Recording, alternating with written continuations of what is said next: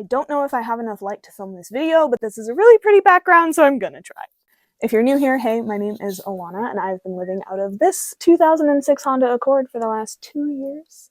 And I often get asked about my financial situation or the money situation, how much did you save, how much do you earn per month, so I thought I would make a video explaining how much you should save and how much you should plan to spend as a full-time car camper. Disclaimer, everybody's spending is different. I am pretty frugal when it comes to spending, but these are my tips. So number one, don't move into your car and go car camping if you don't have a savings for emergencies.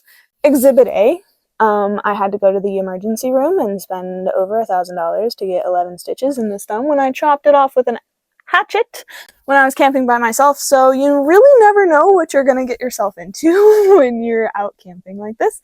So make sure you have a savings fund for emergencies. It would be stupid to go out on the road without an emergency savings fund, regardless of whether or not you have insurance or not. But if you don't have insurance, make sure to budget for that. But my recommendation would be to have $2,500 to $5,000 per emergency that you want to be able to withstand. So if you want to just do car camping for 6 months, but you only expect to see one emergency, you could set out with only $2,500.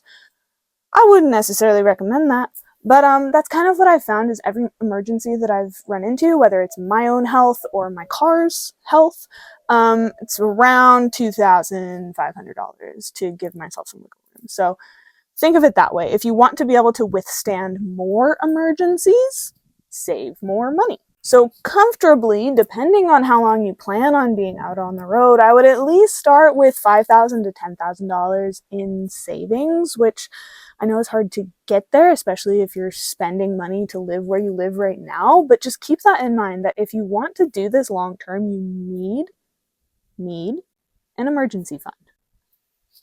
Speaking from experience. Next is how much you will spend per month. And so the amount that you need for this will also depend on whether or not you have a remote job or an income coming in while you're living in your car, whether that's a seasonal job or some kind of money coming in. If you want ideas for how to make money while traveling on the road, I have 2 or 3 different videos about this. I will link them down in the description. So yeah, that's your savings for emergencies, but what about saving for monthly expenses? You want to save for your emergencies, but also if you're not having a remote income coming in while you're traveling, you need to also save for the monthly expenses that you'll be encountering while you're traveling full-time. And I've made a list of things that depends on, like how far you drive, where you're located. Obviously, gas is more expensive in California versus Texas, so where you choose to travel will also affect how much you need per month, how much you eat out versus how much you cook in, and when you cook in, how budget are you? Like, are you eating beans and rice every day, or are you cooking like fancy frozen meals from Trader Joe's? That will affect your monthly budget. How bougie are you with your purchases? How many extra activities do you plan to do? Like, do you want to go out to concerts and theme parks or national parks, or do you just want to go camping? Like, how many other fees are you going to encounter in your activities? Will you have a gym membership for your shower? I personally subscribe to Planet Fitness that has an annual fee as well as a $25 per month fee, which I personally think is very worth it because I enjoy working out and stretching and using the facility as well as showering. So it works out really well for me. But yeah, if that is a monthly expense for you, factor that in as well as any other monthly expenses that you have. Like, I have iCloud, I subscribe to YouTube Premium because I'm a YouTube junkie. But yeah, any monthly expenses, make sure you factor those in because a lot of people will forget about them and be like, oh, where did that random $50 come from? Oh, it was those 3 subscriptions that I forgot about. Then also, do you pay your car insurance monthly or bi-yearly? I don't know if that's a term. It probably is. But I pay my car insurance every 6 months in order to get a slight discount. But if you're paying your car insurance every single month, you would need to factor that in to your monthly expenses. And the way that you would factor that into your expenses is depending on how long you anticipate being on the road. So I know it's hard to predict, but when you're setting out, like, how long do you envision yourself traveling? That is a very important factor in how much you should be saving. However, aside from just savings, if you plan to travel and car camp for more than 6 months, I would highly, highly, highly recommend looking into ways to earn money while you travel. So this can look many different ways. It can be remote jobs on your computer. It can be seasonal jobs, working in person in different places for short periods of time. I have other videos completely dedicated to these topics, and I will link them down in the description if you're interested in finding remote or seasonal work and want more information. But just some ideas off the top of my head that I made a list of are, for remote gigs, you could work as a social media manager, a personal assistant, a translator, a transcriber, a teacher, tutor. I worked as a ESL tutor, English as a second language tutor, for 3 years, the first 3 years of my nomad journey. And it is what supported me to be able to also then make content and have this be my job now. So I am eternally grateful for my tutoring job, and that is what supported me in the beginning of my journey. I also worked as a personal assistant for another yoga teacher online. That didn't really work out, but if you're an artsy person, you could also look into graphic designs or different arts and crafts that you can sell. That's a little bit hard to do when you're international, but if you're traveling in a rig in the United States and you make an arts and craft and you want to be able to sell it and ship it to people, that's an idea. You can create UGC content, be an editor for a video or audio production. I was a podcast editor for a while. You can do copywriting, digital marketing, coaching, create a course. There's all kinds of different ways to make money online. And if you're interested, I highly recommend looking into these more. Another way to make money that's not necessarily a seasonal job, but it's in-person gig work. So these are things like Insta work, DoorDash, Instacart, Uber Eats, Amazon Flex, Coolworks, Occupation Wild, all kinds of different things like that that offer up in-person opportunities right then and there via some kind of online app. Then for seasonal jobs, we have Conservation Corps. That is the one that I personally have experience with. I did the Conservation Corps of New Mexico. I have a whole video dedicated to my experience on it, and I'm considering doing it again because I really enjoyed it. So I would highly recommend looking into that if you want to get into car camping because you enjoy being outside, because you get to be outside for your entire job and you also get to meet other people who love being outside. So it's kind of a win-win. Other seasonal job opportunities include things in national parks, state parks, campgrounds, Forest Service, BLM land, AmeriCorps, guiding, seasonal wildfire management, all kinds of different things that have seasonal tourism. So even hotels and catering businesses as well. If there's a place like way up in Montana that has high tourism in the summertime, but very low tourism in the wintertime when it's really cold, that's a really good place to go look for a seasonal job in absolutely anything in the summer. Even bartending or like serving jobs in a tourist area in the high season, they'll be hiring. So it doesn't have to be like a full-time thing. You can just go work a few months, earn some money, and then hit the road again. Just as long as you have a way to keep money coming in to supplement that savings that you have so that you don't completely drain your savings within the first 6 months, even though you wanted to be traveling for a year because you had 3 emergencies and ate way too much food and now you're out of money, even though you thought you budgeted well. So I highly recommend, if you plan to stay on the road for more than 6 months, have some kind of income lined up. Another thing that I did that I think was really, really smart was I came back from an international work trade position, which, if you're curious, you can find international work trade positions through Worldpackers, Workaway, Woofing even, I think, has some international opportunities. But I had come back from that, and I could either go back and get a real job or just pursue content creation full time. But I was really nervous to pursue content creation full time, so what I did was in April of 2023, I lined up my conservation job for September of 2023. So I knew at the end of that year, I would have 4 months where I was making money. I would be secure. I would be good. I could replenish my savings if I needed to. And then I just took the next few months from April until September to just make content and do the things that I really wanted to do and travel and pet sit and not really worry about how much I was spending because I had that seasonal job lined up. Don't go blowing all of your money because the seasonal job could always fall through, but I think that this method helped me, A, relax and enjoy my travels more, but B, it is what helped me make my content what it is and actually make content my job because I did it full time for April, May, June, July, August, 4 months. Dang, that's all. Wow. I didn't realize that. That's really cool. Also, if you're a person who's wanting to travel and make vlogs and make videos and document your experience and get paid to do so, and you want a whole video with my experience, let me know.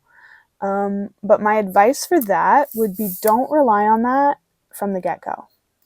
Like I said at the beginning of this video, I did English tutoring for the first 3 years while I also made content before content ever made me any money. And then I also had that seasonal job lined up in case content didn't make me any money. So I would say if you really want to make content, do it, but I wouldn't put all of my eggs in one basket. Have an emergency savings, have some kind of remote job or seasonal work lined up for in the future. And yeah, just help yourself enjoy your own experience by being financially responsible and planning ahead. Your future self will thank you.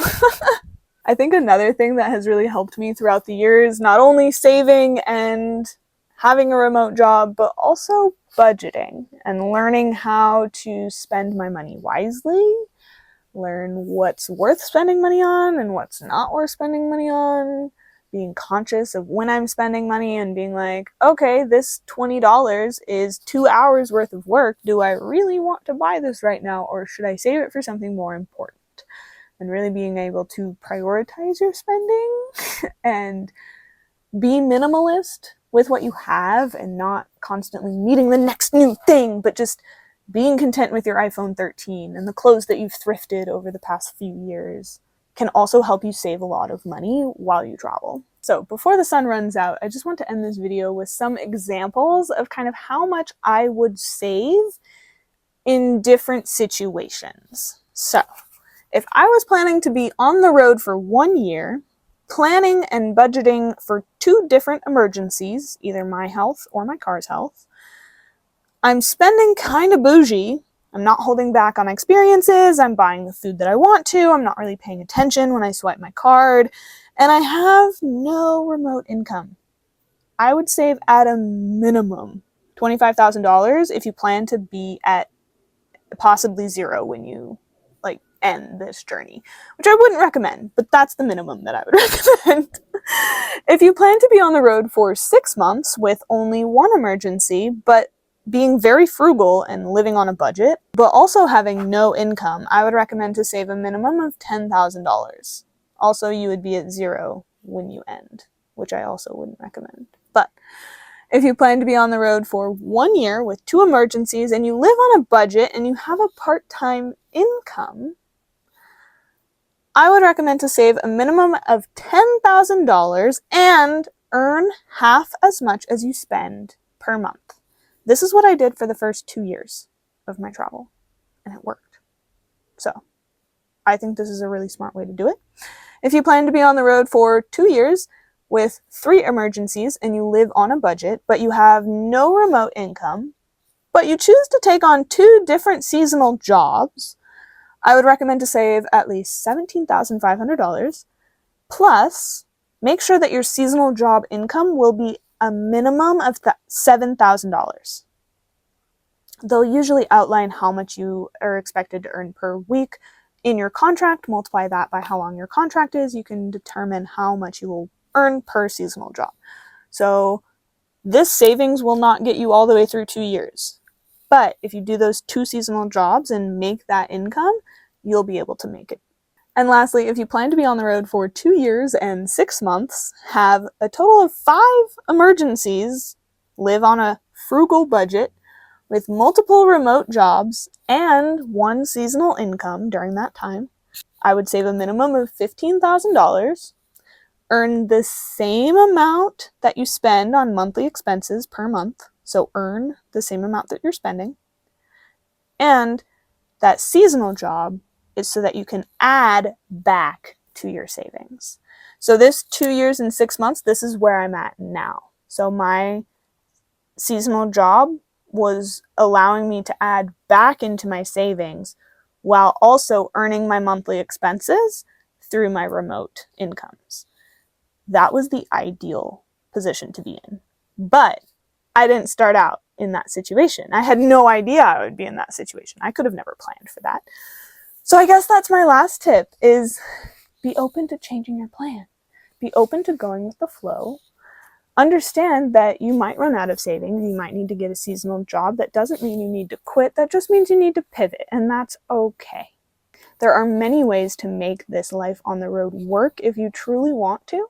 And like I said, I think it's just a balance of having emergency savings, a remote or seasonal income, and also knowing how to budget and live frugally, because at the end of the day, you're not living in your car because you want to be extravagant and fancy. You're living in your car because you probably want to travel cheaply and see a lot that the world has to offer. Somehow I managed to get this video filmed before I lost all of my light. Luckily, I still have the light of my laptop, but if you found this video helpful, make sure to show me with your thumbs. Let me know if you want more financial videos.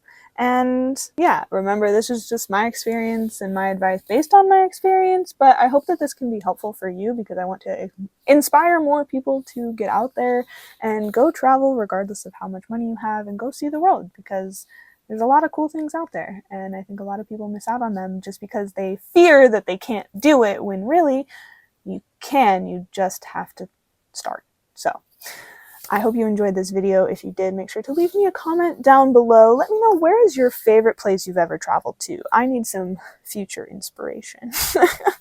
And if you haven't already, make sure to subscribe down below. That really helps me out. And I hope to see you again in my next video. Bye, guys.